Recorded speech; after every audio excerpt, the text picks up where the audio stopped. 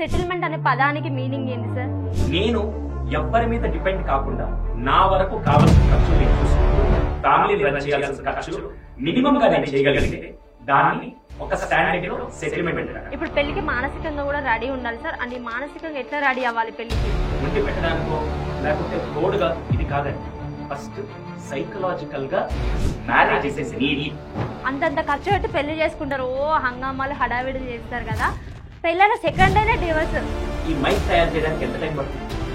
Minimum ఒక కంపెనీకి వారం టైం పడుతుంది. ఈ బిల్డింగ్ కట్టాలంటే ఒక సంవత్సరం పడుతుంది. ప్రతిదానికి ఏం పడుతుంది? టైం పడుతుంది. అలాగే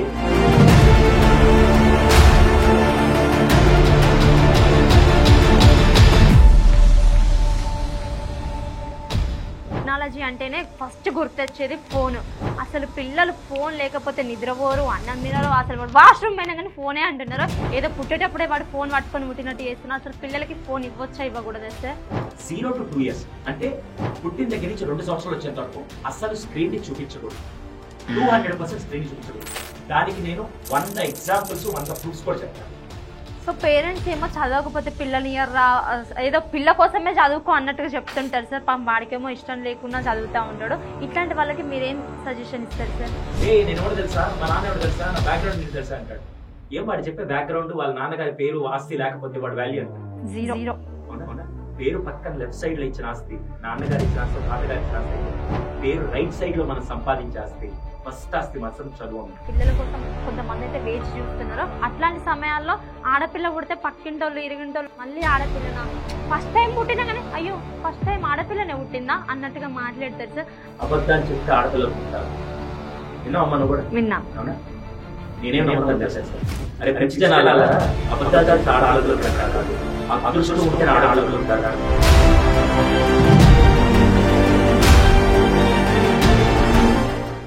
అందరికీ నమస్కారం. రీసెంట్గా అయితే మనం ఉమెన్ ఎంపవర్మెంట్లో భాగంగా కొన్ని పోడ్కాస్ట్లు నిర్వహిస్తామని చెప్పినాం. ఫస్ట్ వచ్చేసి సాహితీ గారితోనే మాట్లాడినాం. ఉమెన్ ఎంపవర్మెంట్ అంటే ఆడవాళ్ళతోనే మాట్లాడడం కాదు, ఉమెన్ ఎంపవర్మెంట్కి దోహదపడే ఎవరితోనైనా పోడ్కాస్ట్లు చేయొచ్చు, మాట్లాడొచ్చు. సో అందులో భాగంగానే ఈరోజు సుధీర్ సార్, సైకాలజిస్ట్ సార్తోని పోడ్కాస్ట్ నిర్వహించాము. సార్ వచ్చేసి సూపర్ మామ్ అనే ప్రోగ్రాంలో 5,000 మందిని సూపర్ మామ్ గా తీర్చిదిద్దిండు. అసలు ఆ ప్రోగ్రామ్ ఏంటో, ఆ ప్రోగ్రామ్ గురించి అడిగి తెలుసుకుందాం. థ్యాంక్ యూ ఆమని గారు. చాలా మంది పెళ్ళైపోయిన తర్వాత లైఫ్ అక్కడ ఆగిపోయింది, ఇంకా కేవలం నేను భర్త కోసం పిల్లల కోసం ఉండిపోతున్నా అని చెప్పి అనుకుంటూ ఉంటాను. నేను దాదాపుగా కరోనా తర్వాత ఒక వర్స్ట్ ప్రాబ్లం చూశాను. కరోనా దాకా భర్త ఉన్నాడు, కుటుంబాన్ని చూసుకుంటాడు, తండ్రి ఉన్నాడు, కుటుంబాన్ని చూసుకుంటారని చెప్పి ఆడవాళ్ళందరూ ఇంట్లో ఉండిపోయి, కరోనాలో మనందరం చూసిన ఒక దౌర్భాగ్యపు ఇన్సిడెంట్ ఏంటంటే భర్త చనిపోతే కుటుంబంతో రోడ్డు మీదకి వచ్చింది. ఆ టైంలో అప్పటిదాకా ఆయన ఉన్నాడు, చూసుకుంటాడన్న ధైర్యంతో ఉన్న ప్రతి మహిళ చాలా సఫర్ అయ్యారు. ఎందుకంటే కుటుంబ పెద్ద తర్వాత దాన్ని లీడ్ చేయాల్సింది ఒక తల్లి మాత్రమే. ఆ తల్లుల్ని ఎలా అయినా సరే సమర్థవంతంగా సపోర్ట్ చేయాలి, వాళ్ళు కూడా ఏదో ఒక స్కిల్ నేర్చుకుని వాళ్ళు ముందుకు వెళ్ళొచ్చు అని ఒక ఆలోచనలో నుంచి పుట్టిందే సూపర్ మామ్. అందులో భాగంగా కెరియర్ బ్రేక్ ఇచ్చిన ప్రతి తల్లికి కూడా ఇంట్లో కూర్చొని మీకు దొరికిన ఆ సమయంలో ఏదో ఒక స్కిల్ నేర్చుకుంటే బాగుంటుందని చెప్పి ప్రతి మామ్ని నేను సూపర్ మామ్ చేయడం కాదండి. నాకు తెలిసి తల్లి అంటేనే, ఆడవాళ్ళంటేనే ఒక పరాశక్తి అని మనం ఎలా చేస్తాం, ఆ శక్తుల్లో ఒక శక్తి వాళ్ళ కాళ్ళ మీద వాళ్ళు నిలబడే విధంగా చేస్తే డెఫినెట్ గా అది సమాజానికి, ఆ కుటుంబానికి ఎంతో దోహదపడుతుందని ఆ ఒక్క కార్యక్రమం నుంచి స్టార్ట్ చేసింది సూపర్ మామ్.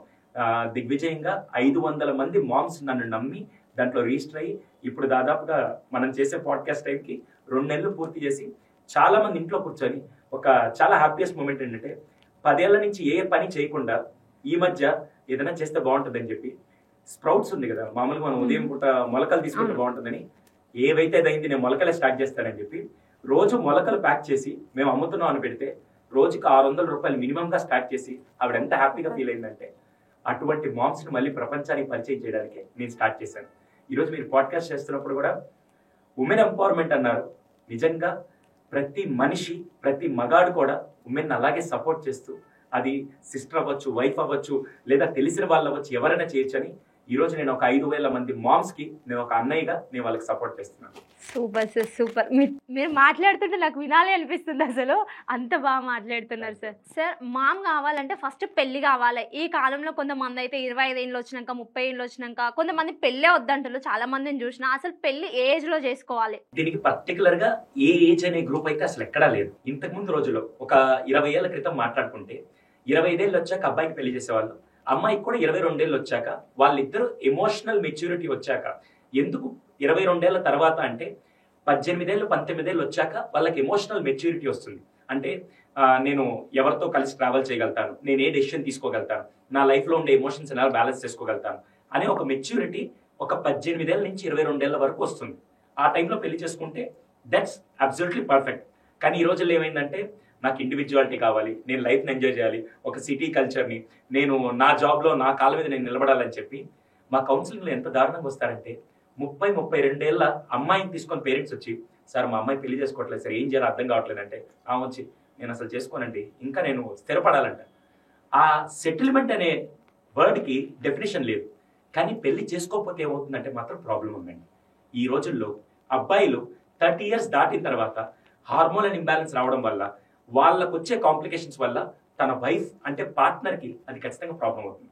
ఇది నేను చెప్పేది కాదు, మీరు ఏ గైనిక్ డాక్టర్ దగ్గరికి వెళ్ళినా, ఏ ఎంబీబీఎస్ చేసిన మినిమం నాలెడ్జ్లో ఉండే డాక్టర్ దగ్గరికి వెళ్తే ఫస్ట్ ప్రాబ్లం అదే వస్తుంది. ఏజ్ పెరిగే కొద్దీ మెన్లో ఉండే హార్మోనల్ ఇంబ్యాలెన్స్ ఇవన్నీ ఎఫెక్ట్ అవుతాయి. వేరాస్ కమింగ్ టు గర్ల్స్, అందులో పర్టికులర్గా ఒక అబ్బాయి అమ్మాయి అంటే పుట్టే పిల్లల యొక్క బాబు కానీ పాప కానీ మెంటల్ హెల్త్ ఎవరిది ఎక్కువ కెపాసిటీ ఉంటుందంటే తల్లి యొక్క బేస్లో పిల్లల యొక్క మెంటల్ కెపాసిటీ చాలా స్ట్రాంగ్గా ఉంటుంది. పర్టికులర్గా అమ్మాయిలు 25 ఇయర్స్ దాటంగానే మదర్ ఊమ్ ఉంటుంది కదా, అక్కడ కానీ లేకుంటే గర్భం దాల్చాల్సిన ఆ విషయంలో కానీ చాలా ప్రాబ్లం ఫేస్ చేస్తున్నారు. 30 ఏళ్ళు వచ్చిన తర్వాత పెళ్లి చేసుకుంటే దానివల్ల వచ్చే ఫస్ట్ ప్రాబ్లం ఏంటి తెలుసా? బిడ్డ పుట్టడంలో వాళ్ళకి చాలా మెంటల్ హెల్త్ కాంప్లికేషన్స్ వస్తున్నాయి. అందుకే సజెస్టబుల్ ఏజ్ వచ్చి మాత్రం అబ్బాయిలు 25 to 30 ఈజ్ సజెస్టబుల్. అమ్మాయిలు వచ్చేసరికి 23 నుంచి 26 అనేది బోత్ వాళ్ళిద్దరికీ సజెస్టబుల్. రేపటి రోజున వాళ్ళ తర్వాత వచ్చే పిల్లలకు కూడా ఎటువంటి మెంటల్ హెల్త్ కాంప్లికేషన్స్ లేకుండా. ఎందుకంటే వీళ్ళు ఏజ్ పెరిగే కొద్దీ అంటే మనం బయలాజికల్ గా మాట్లాడితే బయలాజికల్ ఫ్యాక్టర్స్ ఎఫెక్ట్ అవుతాయి, సైకలాజికల్ ఫ్యాక్టర్స్ కూడా ఎఫెక్ట్ అవుతాయి. అందుకే పెళ్లి చేసుకునే పని అయితే మాత్రం దయచేసి నేను సెటిల్ అవ్వాలి అనుకుంటే ప్రపంచంలో భూమి మీద హాఫ్ ఆఫ్ ద మ్యారేజెస్ ఎప్పుడు జరగవు. సార్, ఈ కాలంలో చాలా మంది పెళ్లి చేసుకోవాలంటే సెటిల్ కావాలి సెటిల్ కావాలి సెటిల్ కావాలని అంటున్నారు. నేను కూడా అనుకున్నా డిఎడ్ చేసినప్పుడు టెట్ రాయాలి, డిఎస్సి రావాలి, జాబ్ వచ్చినాకనే సెటిల్ అయినాకనే పెళ్లి చేసుకోవాలని. కానీ నా అదృష్టవశాత్తు నాకు అనిల్ దొరికిండు, మంచి అబ్బాయి అని పెళ్లి చేసుకున్నా. ఓకే, నా లైఫ్ బాగుంది. కానీ అసలు సెటిల్మెంట్ అనే పదానికి మీనింగ్ ఏంది సార్? యాక్చువల్గా సెటిల్మెంట్ అంటే ఏంటంటే నా దృష్టిలో రేపటి రోజున ఒక స్టెప్ బయటకు వచ్చి అంటే చదువు పూర్తి చేసి ఉద్యోగంలోకి వచ్చాక నేను ఎవ్వరి మీద డిపెండ్ కాకుండా నా వరకు కావాల్సిన ఖర్చులు నేను చూసుకుంటూ రేపటి రోజున నా రాబోయే పార్ట్నర్ని నేను హ్యాండిల్ చేయగలిగి నా పార్ట్నర్ అయ్యే ఖర్చులు కానీ ఫ్యామిలీని రన్ చేయాల్సిన ఖర్చులు మినిమంగా నేను చేయగలిగితే దాన్ని ఒక స్టాండర్డ్లో సెటిల్మెంట్ అంటారు. ఇప్పుడు నేను ఒక్కడిని బ్రతకడానికి నాకు 20,000 ఖర్చు అవుతుంది అనుకోండి.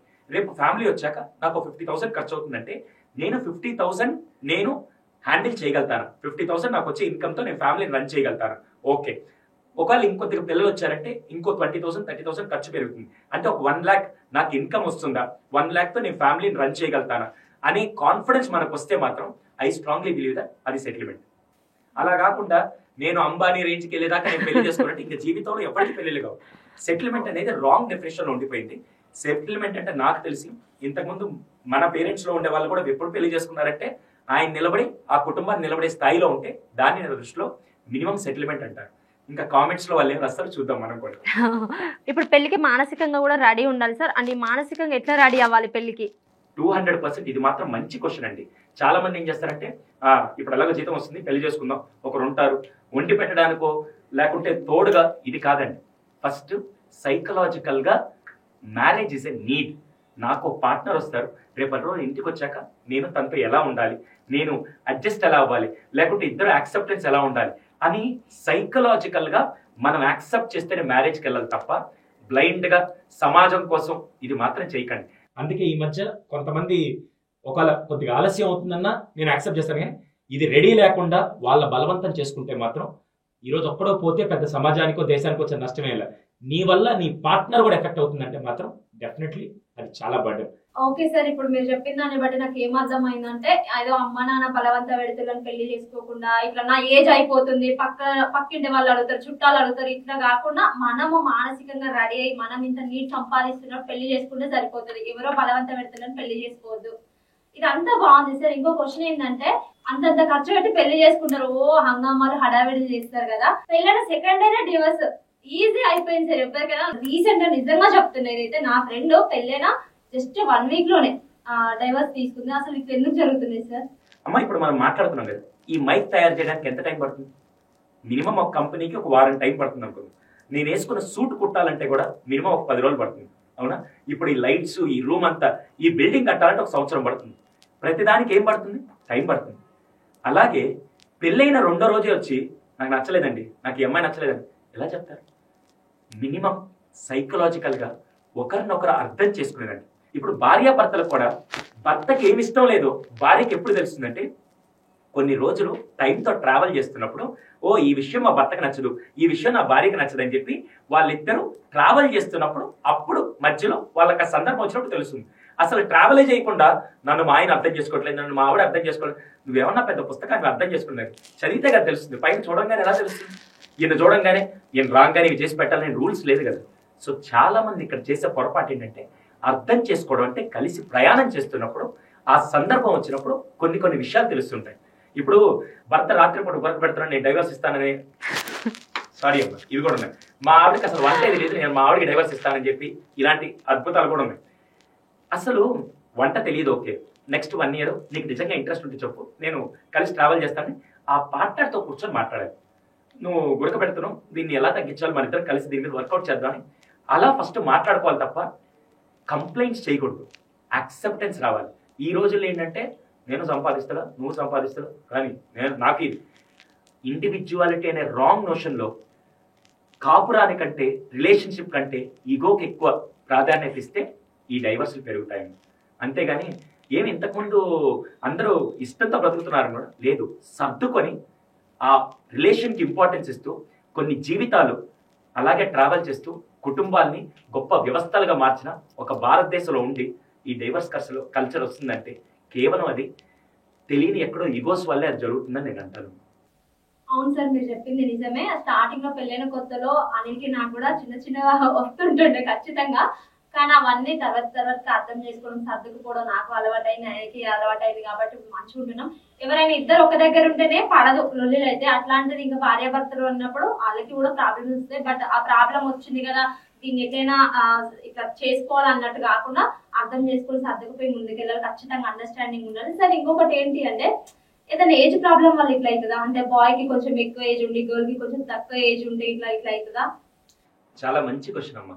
ఎందుకు ఇది ఏజ్ ప్రాబ్లం అంటే కొద్దిగా మెచ్యూరిటీ వైజ్ గా మాట్లాడితే అబ్బాయి ఫర్ ఎగ్జాంపుల్ ఎందుకు ఎక్కువ ఉండాలి, ఈక్వల్ ఏజ్ లో ఉంటే ఏమవుతుందంటే ఎక్కడో తెలియని నేను నువ్వు సమానమే కదా, ఇద్దరం వర్క్ చేసుకున్నాం కదా, ఇద్దరు సంపాదిస్తున్నాం కదా అనే విధంగా తెలియని ఒక డిఫరెంట్ మైండ్ సెట్ లో ఎక్కడో అమ్మాయి ట్రాప్ లో పడ్డమో లేకపోతే అబ్బాయి ట్రాప్ లో పడ్డమో జరుగుతుంది. ఎప్పుడైతే కొద్దిగా ఏజ్ గ్యాప్ ఎక్కువ ఉంటే, అంటే గ్యాప్ అంటే మళ్ళీ 10 సంవత్సరాలు, అంతకుముందు రోజుల్లో వాడికి 30 ఏళ్ళు ఉంటే ఈ అమ్మాయి 16 ఏళ్ళు తీసుకొని వచ్చి చైల్డ్ మ్యారేజ్ కింద చేసేవాళ్ళు. ఈ రోజుల్లో బై గాడ్స్ గ్రేస్ మినిమంలో అయితే ఒక 2 years నుంచి 5 years వరకు యాక్సెప్టబుల్. 2 years నుంచి 5 years వరకు. ఎందుకంటే ఈ అబ్బాయి థాట్ ప్రాసెస్, వాడు తిరిగిన వాతావరణం కానీ, వాడు పెరిగిన వాతావరణం కానీ, వాడు చూసిన ఫ్రెండ్ సర్కిల్. ఇక్కడ నేను ఒక పాయింట్ చెప్తాను. ఇప్పుడు నిన్నే చిన్నప్పుడు అమ్మాయిని బయట పంపించాలంటే ఏం చేస్తారు? అమ్మాయి ఇప్పుడు వెళ్ళకూడదు, ఎవరైనా బంధువుని ఎవరైనా తీసుకెళ్ళని అన్ని జాగ్రత్త పరుస్తూ 18 ఏళ్ళు 19 ఏళ్ళ చదువుకు ఇలాగే చూస్తారు. తర్వాత అమ్మాయి కొద్దిగా జాబ్ అని చెప్పి బయటికి వెళ్ళి తన హాస్టల్లో ఉండి ఫ్రెండ్స్తో కూర్చొని చూస్తున్నప్పుడు అప్పుడు అమ్మాయి కొద్దిగా మెచ్యూరిటీతో కొద్దిగా బయట వాతావరణం ఏంటని చూస్తుంటుంది. ఈడు పుట్టిన దగ్గర నుంచి గాలి తిరుగుతుంటాడు. ఏది మా అలాంటి హానెస్ట్ చెప్తున్నాను, అబ్బాయిలు చూస్తే వాడేంటి ఏం జరుగుతుంది అసలు బయట కల్చర్ ఎలా ఉంది అంతా చూసిస్తుంటాడు. సో అందుకని వీడు కొద్దిగా థాట్ ప్రాసెస్ లో కొద్దిగా ఎక్కువ ఉంటాడు. అలా అని చెప్పి దీన్ని మళ్ళీ నెగిటివ్ అనుకోకండి. జస్ట్ వీడిని చిన్నప్పటి నుంచి కొద్దిగా బయటికి పంపించడం వల్ల వీడి థాట్ ప్రాసెస్ కొద్దిగా డిఫరెంట్ గా ఉండి ఈ అమ్మాయిని కొద్దిగా జాగ్రత్త రూపంలో ఉంటూ మనం కాపాడుకుంటూ వస్తాం కాబట్టి ఈ అమ్మాయి థాట్ ప్రాసెస్ కొద్దిగా ఉంటుంది కాబట్టి. సో అందుకని కొద్దిగా ఏజ్ గ్రూప్ ఉంటే సస్టైనబుల్.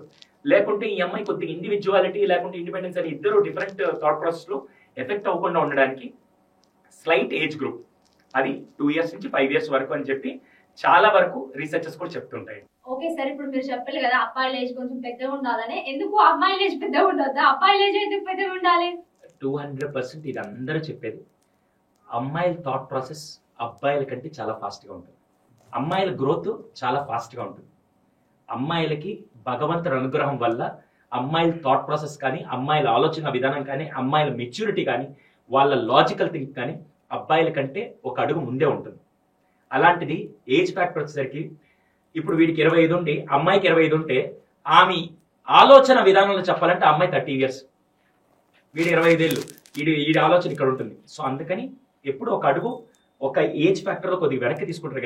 కానీ అమ్మాయికి అటు ఫ్యామిలీ రన్ చేయడంలో కానీ, మల్టీ టాస్కింగ్లో కానీ ఆవిడకుంటే శక్తి ఆవిడకుంటుంది. అందుకే ఒక్క అడుగు ఏజ్లో అబ్బాయి ముందుండడం వల్ల, కానీ థాట్ ప్రాసెస్లో మాత్రం అమ్మాయి ముందున్నట్టు.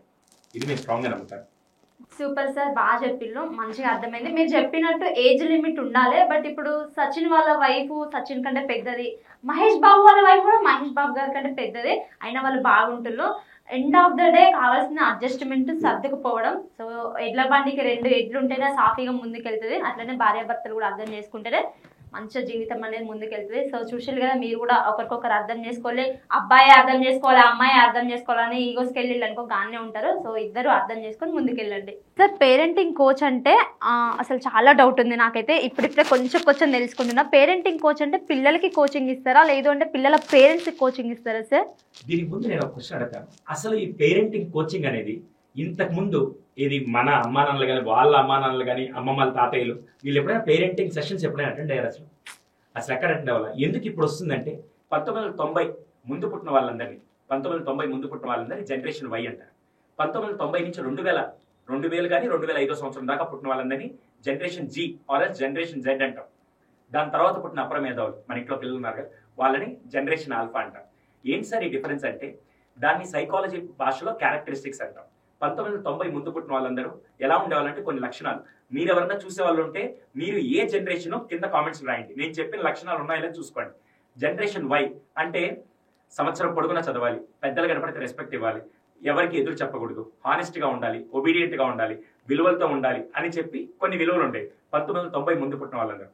1990 నుంచి 2005-2000 సంవత్సరం దాకా పుట్టిన వాళ్ళందరికీ కొద్దిగా చేంజ్ ఏంటంటే సంవత్సరం చదవాలి, ఎందుకు నెల చదివితే చాలదా, రెస్పెక్ట్ మీరు ఇవ్వండి తర్వాత నేను ఇస్తాను అనే విధంగా, అంత కష్టపడకుండా ఈజీగా ఏదైనా వస్తే బాగుండేది అనే విధంగా కొద్దిగా చేంజ్ వచ్చింది. జనరేషన్ జీ అంటాం. దాని తర్వాత జెన్ ఆల్ఫా. టెక్నాలజీతో పాటు పుట్టిన వీళ్ళందరూ ఏం తెలుసా, సంవత్సరమా నెల, ఎందుకు రేపు ఎగ్జామ్ అయితే చదువుతా పోలా, అమ్మ వంటిలో కూర్చొని ఎందుకు కష్టపడతావు, స్విగ్గీ జొమాటోలో ఆర్డర్ పెడితే 2 నిమిషాలు వచ్చేస్తుంది కదా. రెస్పెక్ట్ ఫస్ట్ మీరు ఇవ్వండి, తర్వాత నాకు నచ్చితే ఇస్తా, మీరు అడుక్కున్నా కూడా నేను ఇవ్వను అనే విధంగా ఇంత గ్యాప్ వచ్చింది. వాళ్ళందరికీ ఈజీగా ఏదైనా జరగాలి, స్మార్ట్గా ఏదైనా వచ్చేయాలి, త్వరగా ఏదైనా రావాలి, లాంగ్ టర్మ్లో వెయిట్ చేయడం వాళ్ళకి తెలియదు. ఇటువంటి టైంలో నేను ఒక జనరేషన్ వై పేరెంట్ అయ్యుండి జనరేషన్ ఆల్ఫా పిల్లల్ని ఇంత ఫాస్ట్గా ఇంత షార్ట్ టర్మ్లో సక్సెస్ వచ్చేయాలి, వాల్యూస్ ఇవేమి నాకొద్దు, నాకు ఈ మూమెంట్లో హ్యాపీనెస్ కావాలి అనుకునే పిల్లల్ని పెంచాలంటే ఛాలెంజింగ్గా కాదా? ఖచ్చితంగా సార్. అంతకుముందు 5, 10 మంది 12 మంది పిల్లలున్నా కూడా ఆడుతూ పాడుతూ పెంచేశారు. ఇప్పుడు కొంపలో 2 ఉంటేనే ఒక్కడుంటే అంతే. ప్రాబ్లం ఏంటంటే జెన్ ఆల్ఫా మైండ్ సెట్. పాపం ఇక్కడ ప్రాబ్లం ఎవరు ఫేస్ చేస్తున్నారంటే అటు తల్లిదండ్రులు ఫేస్ చేస్తున్నారు, ఇటు పిల్లలు ఫేస్ చేస్తున్నారు. అందుకే ఆ గ్యాప్ ని ఫిల్ చేయడానికి, ఈ జనరేషన్ గ్యాప్ ని ఫిల్ చేయడానికి ఈ జెన్ ఆల్ఫా పిల్లలకి తగ్గట్టుగా పేరెంట్స్ ఎలా ఉండాలి అని చెప్పడానికి పేరెంటింగ్ వీడియోస్, పేరెంటింగ్ కోచెస్ చాలా మంది వచ్చి ఆ అవగాహన కల్పిస్తూ, ఇంతకుముందు 4 దెబ్బలు వేసినా వినేవాళ్ళు, ఈరోజు దెబ్బ ఇవ్వలే, కసిరితే చాలు అని వెళ్ళిపోతున్నాడు ఎక్కడికో. అందుకని ఆ ప్రాబ్లంతో ఆ గ్యాప్ ని ఫిల్ చేయడానికి ఇప్పుడు ఈ పేరెంటింగ్ కోచెస్ కానీ, పేరెంటింగ్ వీడియోస్ కానీ ఇవన్నీ ఫస్ట్ తల్లిదండ్రులకు చెప్తున్నాం. దాని తర్వాత పిల్లలకి వాళ్ళ ఏజ్ ప్రకారం కొన్ని ఫ్యాక్టర్స్ నేర్పిస్తున్నాం అండి. సార్, ఇప్పుడు మీరు మాట్లాడుతూ అన్నారు కదా ఆల్ఫా బీటా అనుకుంటా. సో టెక్నాలజీ అనే వర్డ్ కూడా యూజ్ చేశారు కాబట్టి, టెక్నాలజీ అంటేనే ఫస్ట్ గుర్తొచ్చేది ఫోన్. అసలు పిల్లలు ఫోన్ లేకపోతే నిద్రపోరు, అన్నం తినరు, అసలు వాడు వాష్రూమ్ పోయినా కానీ ఫోనే అంటున్నారు. ఏదో పుట్టేటప్పుడే వాడు ఫోన్ పట్టుకొని పుట్టినట్టు చేస్తున్నారు. అసలు పిల్లలకి ఫోన్ ఇవ్వచ్చా, ఇవ్వకూడదా సార్? అవును, వాడికి ఫోన్ అనే విషయం ఎలా తెలిసింది అసలు? ఎవరు నేర్పించారమ్మా? ఎవరు నేర్పించారు వాడికి? వాడు 1 year వచ్చేంత వరకు, 6 నెలలు వచ్చేంత వరకు అసలు తల్లిదండ్రులు ఎవరో రికగ్నైజ్ కూడా చేయలేడు అనుకుందాం. 6 నెలల తర్వాత వాడు చూసి మనం నవ్వుతుంటే, ఓ ఈయన రోజు కనపడుతున్నాడు, ఈయన మా నాన్న. ఆమె పక్కన నిల్చొని అరే అమ్మ అంటే అమ్మ అని తెలుస్తుంది. ఇలా మనం చెప్తుంటే వాడికి తెలిసింది. ఫోన్ వాడు మెల్ల వేసుకొని పుట్టలేదు, ఫోన్ వాడు బ్లడ్లో కూడా లేదు. కానీ ఏమవుతుందంటే, ఇంతకుముందు రోజు మనం బయటికి తీసుకెళ్ళి నాన్న అచ్చుడు ఆ పెట్టుకో అని పెడుతూ ఉంటే తింటూ ఉండేవాడు. చందమామ రావాయని చూపించి పెడుతూ ఉంటే మనం తింటూ ఉండేవాడు. ఇప్పుడు ఏమైంది, అటు తండ్రి బిజీ అవ్వాల్సి వచ్చింది ఫైనాన్షియల్ ప్రాబ్లం వల్ల, తల్లి కూడా పని చేస్తే గానీ ఇల్లు గడవని పొజిషన్లో ఇద్దరెళ్ళి పని చేస్తూ ఈరోజు వీడేమంటే వీడికి టైం ఇవ్వడానికి లేక ఆ టైంలో 9వ నెలలో సంవత్సరం రాగానే ఇదో ఇచ్చుడు ట్వింకిల్ ట్వింకిల్ లిటిల్ స్టార్ చిట్టి చిలకమ్మ చూడు అని చెప్పగానే వాడు ఒక్కసారిగా చూస్తున్నాడు. ఇప్పటిదాకా మా అమ్మ ఫేసే చూశాను, ఇప్పుడు ఇదేదో కలర్ఫుల్ గా ఉంది, ఇంత అందంగా ఉంది, మ్యూజిక్ వస్తుంది, లైటింగ్ ఉంది, కలరింగ్ ఉంది, ఇదేదో బాగుందని వాడి మైండ్ లో రిజిస్టర్ అయింది.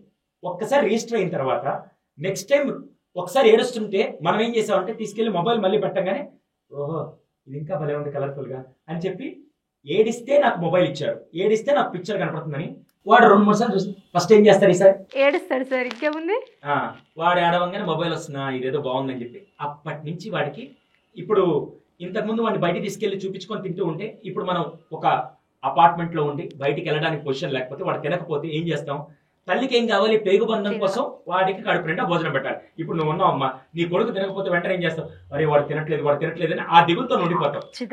వాడి ఎట్టి పరిస్థితుల్లో ఒక దోశ ముక్క తిన్నాడా అబ్బా హ్యాపీ నాకు అనిపిస్తుంది. ఆ దోశ పెట్టడానికి ఏం చేస్తాం, వాడిని కుదురుగా కూర్చోబెట్టడానికి వాడికి అది ఇవ్వగానే బిడ్డ తింటున్నాడు ఒక తల్లిగా నువ్వేం చేస్తున్నావు అంటే నా బిడ్డ తింటున్నాడు అని చెప్పి నీకు ఆనందం. కానీ ఇక్కడ మైండ్ ప్రోగ్రామింగ్ ఏమవుతుందంటే వీడిది చూస్తూ తింటున్నాడు. వీడు ఎప్పుడైతే దీని మీద డిపెండెంట్ అయిపోతాడో రేపటి రోజున ఆ దోశలో ఉప్పు ఉందా కారం ఉందా అసలు టేస్ట్ ఎలా ఉందని ఈ టేస్ట్ గ్లాన్స్ పిల్లలకి చాలా మంది పని చేయట్లేదు. ఇప్పుడు చెప్పండి, మొబైల్ వాడు కడుపులోనే చేసుకొని పుట్టాడా, మనం చూపిస్తున్నాం, మనమే చూపిస్తున్నాం. రేపటి రోజులు కొన్ని రోజుల తర్వాత మా దగ్గరికి వచ్చి మా వాడు మొబైల్కి అడిక్ట్ అయ్యాడంటే ఇప్పుడు నేను ఎవరికి కోచింగ్ ఇవ్వాలి, ఎవరికి తప్పని పాయింట్ అవుట్ చేయాలి, పేరెంట్స్కి. సో దయచేసి ఫస్ట్ ఏజ్ గ్రూప్స్ ఉంటాయి, ఏజ్ గ్రూప్స్లో మాత్రం ఖచ్చితంగా డెఫినేషన్ మనం ఫాలో అవ్వకపోతే మాత్రం పిల్లలకి శారీరక ఆరోగ్యం ఇస్తున్నాం తప్ప మానసిక ఆరోగ్యం ఇవ్వట్లేదు. అందుకే సైకాలజిస్ట్ చెప్పేది ఏంటంటే 0 to 2 years అంటే పుట్టిన దగ్గర నుంచి 2 సంవత్సరాలు వచ్చేంత వరకు అస్సలు స్క్రీన్ ని చూపించకూడదు, 200% స్క్రీన్ ని చూపించకూడదు. దానికి నేను 100 ఎగ్జాంపుల్స్ 100 ప్రూఫ్స్ కూడా చెప్తాను. రెండోది 2 to 5 years వచ్చాక అంటే 2 నుంచి 5 ఏళ్ళు వచ్చాక మీరు స్క్రీన్ ఇవ్వచ్చు. కొంతసేపు పిల్లలకి స్క్రీన్ ఇవ్వచ్చు అన్నారు కదా, ఇప్పుడు మావాడే ఉన్నాడు, ఒక 3 years ఉన్నాడు, వాడు ఖచ్చితంగా నేనైతే వీలైనంత వరకు చాలా దూరంగా ఉంచుతా, వాడిని ఊరంతా తిరుగుతాయినా వాడికి తినబెడతా ఖచ్చితంగా నా ఓపిక ఉన్నంత వరకే. కానీ శారీరక ఆరోగ్యంతో పాటు మానసిక ఆరోగ్యం కూడా ఉండాలన్నారు కదా, సో ఇస్తే మనం ఎంతసేపు ఇవ్వచ్చు, ఫోన్ అయినా టీవీ అయినా పిల్లలకి, ఒకవేళ ఇస్తే అందులో ఏం చూపించవచ్చు? 200% చాలా మంచి పాయింట్ అండి. ఎందుకంటే చాలా మందికి అది తెలియదు, మామూలుగా ఫోన్ ఇవ్వచ్చు అనుకుంటారు. కానీ ఏజ్ ప్రకారం ఫోన్ ఇస్తేనే అది వాళ్ళకి హెల్దీ అవుతుంది, అప్పుడే వాళ్ళ మానసిక ఆరోగ్యం కూడా చాలా బాగున్నట్టు. అది ఎలా డిఫైన్ చేస్తారంటే ఇది నేనే కాదు చాలా మంది సైకాలజిస్ట్ రీసెర్చ్ చేసి మరి ప్రూఫ్ ఇచ్చింది ఏంటంటే 0 to 2 years మాత్రం అసలు ఫోనే ఇవ్వకూడదు. స్క్రీన్ కానీ ఫోన్ కానీ టీవీ కానీ ఏది వాళ్ళ కళ్ళ ముందు పడకూడదు 0 to 2 years. మ్యాక్సిమం అయితే వీడియో కాల్ పాపం పిల్లలు చూపించడానికి అయినా కూడా అదొక 5 to 10 minutes లోపల క్లోజ్ చేయాలి తప్ప ఎక్కువసేపు స్క్రీన్ వాళ్ళని ఎక్స్పోజ్ చేయకూడదు. ఎందుకనేది నేను 100 ఎగ్జాంపుల్స్ 100 కారణాలు చెప్తాను. 0 to 2 years మాత్రం ఖచ్చితంగా 0 స్క్రీన్ టైం.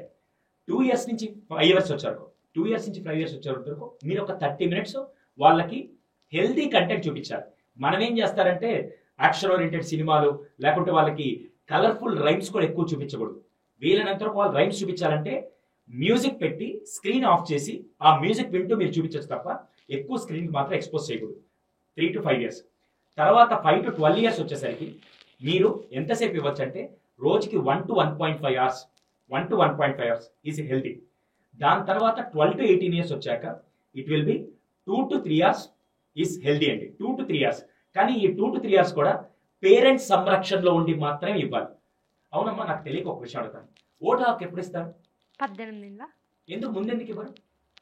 ముందు ఇస్తే వాడికి ఎవరికి ఓట్ వేయాలో సరిగా అది తెలియదు కదా సార్. ఎమోషనల్ మెచ్యూరిటీ ఉండదు. అలాంటిది 18 ఏళ్ళ లోపల ఫోన్ ఎందుకు కొనివ్వాలి? స్థిరంగా లేనప్పుడు, స్థిత ప్రజ్ఞత లేనప్పుడు, వాడి ఎమోషన్స్ మీద వాడికే కంట్రోల్ లేనప్పుడు 18 years లోపల ఫోన్ కొనివ్వకూడదు. ఓకే సార్, ఇప్పుడు మీరు 18 సంవత్సరాల దాకా పిల్లలు ఫోన్ ముట్టుకోవద్దు, ఇవ్వకూడదు అంటున్నారు కదా. ఇప్పుడు ఎడ్యుకేషన్ సిస్టమ్ ఏమైంది అంటే ఏమన్నా అంటే ఆన్లైన్ క్లాసెస్, ఆన్లైన్ రిపోర్ట్లు మొత్తం ఇప్పుడు పేరెంట్స్ అడుగుతున్నారు ఆ పిల్లలకి ఫోన్ ఇవ్వాలి ఆన్లైన్ క్లాసెస్ అని. మరి ఇది ఎట్లా సార్, దీన్ని ఎట్లా బ్యాలెన్స్ చేయాలి? అది 200% మీదే కాదమ్మా. చాలా మంది మాకు కౌన్సిలింగ్ వచ్చినప్పుడు కూడా ఏం చేయమంటారు సార్, కరోనా వచ్చాక అందరికి ఫోన్లు ఇవ్వాల్సి వచ్చింది, కరోనా వచ్చాక ఫోన్లు ఇవ్వాల్సి వచ్చింది. అవును, నాకు విషయం చెప్పండి, మీకు ఎప్పుడైనా జ్వరం వచ్చినప్పుడు టాబ్లెట్ వేసుకుంటారు కదా, జ్వరం తగ్గిపోయిన తర్వాత కూడా టాబ్లెట్ వేసుకుంటారా? వేసుకోరు కదా. ఇక్కడ కరోనా అయిపోయి 2 సంవత్సరాలు అయిపోయింది ఆల్రెడీ. స్కూల్ వాళ్ళు ఏదైనా రిపోర్ట్ పంపించినప్పుడు తల్లిదండ్రులు ఫస్ట్ కంట్రోల్ తీసుకొని, అరే రిపోర్ట్ వచ్చిందా, లేకుంటే ఏదైనా టాస్క్ ఇచ్చారు, వాట్సాప్లో ఏదైనా హోంవర్క్ ఇచ్చారు, లేకుంటే ఆన్లైన్ యాప్లో ఏదైనా ఇచ్చారంటే ఒకసారి ఏమి ఇచ్చారు చూడు, మన ఇద్దరు కలిసి దాని మీద వర్క్ చేసి నీకు ఎంత వర్క్ కావాలో ఆ టైం వరకే ఇచ్చి దాన్ని మళ్ళీ బ్యాలెన్స్ చెయ్యాలి. మనం ఏం చేస్తున్నాం అంటే స్కూల్ హోంవర్క్ ఇచ్చారని చెప్పి వాడికి ఇచ్చేసి మనం వెళ్ళి వంటింట్లో ఏదో పని చేసుకొని, లేకుంటే నా వర్క్ నేను చేసుకుంటూ ఉంటే వాడు పొరపాటున యాప్ ఓపెన్ చేశాడు. ఏది వాళ్ళ స్కూల్ మేనేజ్మెంట్ ఇచ్చిన ఆ వర్క్ని యాప్ ఓపెన్ చేశాడు. యాప్ ఓపెన్ చేయగానే పైనుంచి ఏదో నోటిఫికేషన్ రాగానే వీడి కాన్సన్ట్రేషన్ మొత్తం ఆ నోటిఫికేషన్ వెళ్ళి మళ్ళీ అది క్లిక్ చేయగా దాంట్లో నుంచి వెళ్ళి దేంట్లోకి వెళ్ళిపోతూ ఉంటే తెలియకుండా రాంగ్ దాంట్లోకి వెళ్ళిపోతున్నాడు. ఒకవేళ చూసే పేరెంట్స్ అందరూ నేను కోరుకునేది ఏంటంటే మీ పిల్లలు అటువంటి వర్క్ ఏదైనా చేస్తున్నప్పుడు పక్కన కూర్చొని మానిటర్ చేయండి. ఎంతవరకు చేయాలి, ఏమేం చేస్తున్నాడు అనేది ఖచ్చితంగా మానిటర్ చేస్తూ ఉండాలి. సస్పెక్ట్ చేయమని చెప్పట్ల, అనుమానించమని చెప్పట్ల, కానీ ఏం జరుగుతుందని మనం తెలుసుకోవాలి. అంతా గాలిపోయాక వచ్చి మా వాడు ఇన్ని రోజులు ఇలా చేస్తున్నాడు నాకు తెలియదని అప్పటిదాకా ఈ సినిమా చూస్తున్నారా? చూడాలి కదా, అప్పుడు తెలుసుకోవాలి కదా ఏం చేస్తున్నారని. అదే అంటారు కదా ఏదైనా సినిమాలో కూడా, అరే ఒక కన్ను వాడి మీద వేసి ఉంచండి అని చెప్పి దొంగలకి హీరోలు ఇలా చెప్తూ ఉంటారు. అలా అప్పుడప్పుడు మనం కూడా ఒక కన్ను ఎప్పుడు పిల్లల మీద ఏం జరుగుతుందో మానిటర్ చేస్తూ ఉండాలి. అది వాళ్ళ ఆరోగ్యానికి మన ఆనందానికి కూడా రెండింటికి మంచిది. సార్ ఇప్పుడు మీరేమో టెక్నాలజీ యూజ్ చేయొద్దు అంటున్నారు. కొంతమంది పిల్లలు పేరెంట్స్ మధ్య అసలు కనెక్షనే ఉండదు. ఇది చెప్పుకోవాలంటే వెళ్ళి బయట స్నేహితులకే చెప్పుకుంటారు, పేరెంట్స్కి అస్సలు చెప్పుకోరు. రీసెంట్గా నేను ఇస్మార్ట్ జోడీలో కూడా చూసాను సార్. ఆదిరెడ్డి అన్న వాళ్ళ వైఫ్ కవిత గారు ఏమన్నారంట, ఆమె ఒక పాపకి జన్మనిచ్చినా కూడా ఇంతవరకు వాళ్ళ నాన్నని హక్ చేసుకోవాలి అనే విషయం చెప్పింది. అసలు చాలా బాధాకరమైన విషయం. ఇట్లాంటి వాళ్ళు ఇంకా చాలా మంది ఉన్నారు. ఆమె వీడియో కింద కామెంట్ చేశారు, అవునక్క మేము కూడా మా నాన్న ఇంతవరకు హక్ చేసుకోలే, ఎప్పుడు మనసు విప్పి మా పేరెంట్స్తో మాట్లాడాలని. ఎందుకు సార్ పిల్లలకి పేరెంట్స్కి మధ్య ఇట్లా సంబంధం లేకుండా పోతుంది? సో దానికి పేరెంట్స్ ఎలా ఉండాలి, దానికి ఏం చేయాలి అసలు? ఫస్ట్ ఇప్పుడు వచ్చే జనరేషన్లో లేదా ముందు వాళ్ళు కూడా ఏంటంటే పిల్లలకి మంచి చదివించామా, పిల్లలకి మంచి స్కూల్ పంపించామా, పిల్లలకు కావాల్సిన బట్టలు కొనిచ్చామా, పిల్లలకు కావాల్సిన మంచి ఫుడ్ తయారు చేసి పెట్టామా, ఇలాంటివి ఆలోచిస్తారు. కానీ అసలు పిల్లలకి ఏం కావాలి అనే విషయంలో చాలామంది పేరెంట్స్ మిస్ అవుతున్నారు. దీంట్లో కొన్ని కారణాలు నేను చెప్తాను. ఫస్ట్ది, అంతకుముందు పెరిగిన వాతావరణంలో ఏంటంటే నాన్న అంటే సీరియస్గా ఉండాలి, అమ్మ కుటుంబాన్ని చూసుకోవాలి, ఒక వయసు రాగానే కూతురుని టచ్ చేయకూడదు, కొడుకుని టచ్ చేయకూడదు, అంటే కొట్టడం ఎత్తడం కాదు, అసలు దగ్గరికి తీసుకోవడం కానీ ఇలాంటివన్నీ చేయాల్సిన అవసరం లేదు, ఏదైనా కావాలంటే వాళ్ళు అడిగితే మనం చేద్దాం, వాళ్ళు అడిగితే చేద్దాం అనే విధంగా ఉండిపోయారు.